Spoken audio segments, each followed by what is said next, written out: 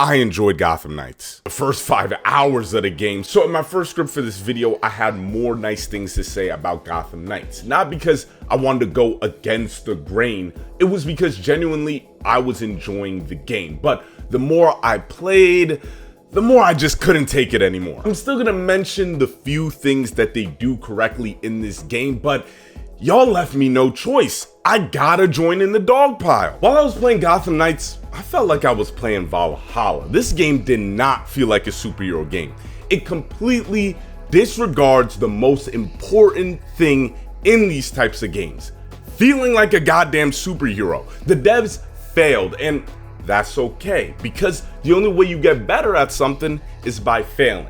After playing Gotham Knights, I believe WB Montreal deserves another swing at this. Not with Superman though, you don't get to fail upwards. Gotham Knights reeks of not showering for weeks in cheap ass perfume. Clearly, they still haven't washed off that Ubisoft stench, and WB Games needs to wash that shit off quick by time their next game. Yo, what's good? You already know I'm KenWal, and I am finally ready to give you my final thoughts on Gotham Knights. This game is 100%, without a doubt, going to have the same fate as Marvel's Avengers. Technically, it's a good game, but its execution, this ain't it, Chief! Locking story progression behind open world activities, bad mission design, and CW storytelling. Whoa. You got the Horror Classics expansion pack. How could I turn down scares and beats? Come on, man. It all made sense in a comment that Just Anchor is Fine told me that this team is mostly comprised of ex-Ubisoft devs. This is like Batman versus Superman, and an amazing idea that on paper should have worked, but here we are. So today we're going to talk about my final thoughts on Gotham Knights and the future of WB Games, because they're in trouble. Like I said, I was really enjoying this game in the beginning. Like, they actually committed to Batman dying, the tone was great, the combat was fun, the costumes were fire, Barbara's fat ass. I was like, yo, am I gonna be wrong about this game? But then I got to the Harley Quinn mission. Who in the hell thought this was cool? Like, this was play tested and still somehow got through. After this game crumbled in my eyes. This game is like one of those songs where the main artist is doing so well, and then the feature comes in and ruins it. Just think of any song featuring French Montana. Everything I was worried about for this game came true. Repetitive mission design, shoehorned in RPG elements, no enemy variety. But where this game really fails is feeling like a superhero. I thought we were playing as the Bat Family, not Jim Gordon. These kids were trained by a master at martial arts and tactical warfare. They seem more incapable and unprepared than the Stranger Things kids. It shouldn't be said, superhero games should make you feel like a superhero, and Gotham Knights doesn't do that. And everything in this game suffers because the team forgot about this core principle. I will continue to say that I do think the loot genre can work for a superhero game. It just has to be executed well, which is really hard to do. My biggest beef with the loot is it doesn't feel like you're getting stronger. I'm fighting Clayface. I'm 4 levels above the recommended and have mods on all my gear, but somehow I'm getting one-shot by this dude. The loot has zero flexibility because these are your only player stats to mess with. I was hoping the loot would change how the player fights, meaning that you would have suits that would lean more on range combat or cool down on abilities and then some, but nope. I guess I was wrong for assuming that you could do stuff like that in an action RPG. The grind for materials is just annoying, and when I finally get gear I want, I feel so unsatisfied. The loot grind was unengaging to me due to the activities in the open world all feeling the same. This is why I said in my last video, not every game needs to be open world. I like the look and the aesthetic of Gotham, but it severely lacks depth. I want to know the day-to-day in Gotham, like how civilians live and how do they navigate through this crime-filled city. Like, everything just blends throughout all 3 sections of Gotham. Nothing really stands out.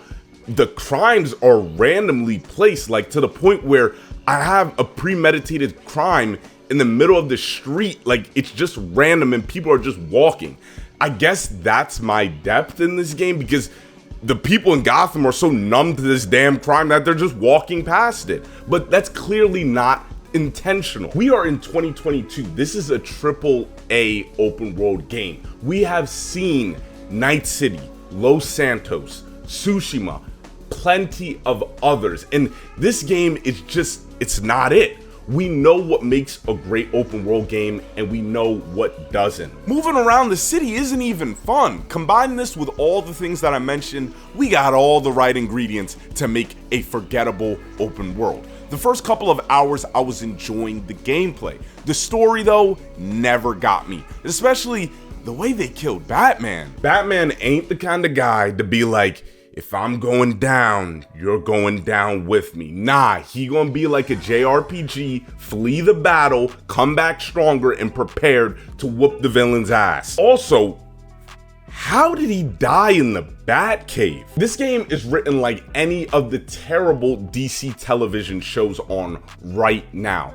Mr. Maddie is 100% right. There is a major issue in the quality of writing in our video games today. Bad storytelling and writing needs to stop in AAA games. There is a standard now. From this game's dialogue to the plot, it's just so bad. I'm gonna leave you guys a timestamp, but I have got to show you this inconsistency with the characters, because these characters are downright stupid. Just spit it out, Talia. You want the voice gone, and you want to use us to do it for you. We had Jacob Kane in custody, and you murdered him. No, we murdered him. The League of Shadows thanks you for your collaboration. Bruce was never this helpful. You lied to us. You were in charge all this time. Gotham Knights is mediocre. It's mid. And if you don't think so, then please keep that to yourself. I'm tired of seeing people say that this game isn't as bad as what everyone thinks. If you have to say something like that, then it already proves that this game is not so good. At first, I thought this game was going to sell pretty well, but I don't know about that anymore. Now this puts Suicide Squad Kills the Justice League in a tough position, because it has to be a success for the company. I love superheroes, and I don't want to just see the Marvel heroes get their shine. I think the best scenario for DC games in the future is if WB Games takes on the LucasArts approach, because let's be honest, WB Games does not have a worthy studio anymore. In case you don't know, LucasArts allows developers to pitch them ideas for Star Wars games, and if they like it or not, they move forward and support the devs. I think this is the best idea, especially if we want a great Superman game. Again, I think WB Montreal deserves another shot at this. Hopefully now they know where to go, because they have the criticism. But now that the founders of Rock City are gone, WB Game does not have a worthy enough studio to take the reins. You already know I'm KenWal. Thank you guys for watching. Remember to like and subscribe, and I'll see you soon.